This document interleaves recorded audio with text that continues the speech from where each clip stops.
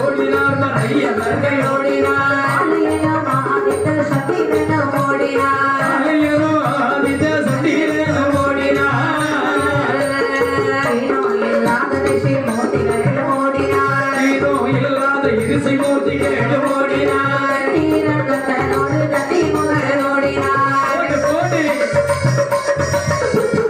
மாணவர்கள் ஓடினார் தவமணிமார் ஓடினார் மாணவர்கள் ஓடினார் தவமணிமார் ஓடினார் ஓடினார்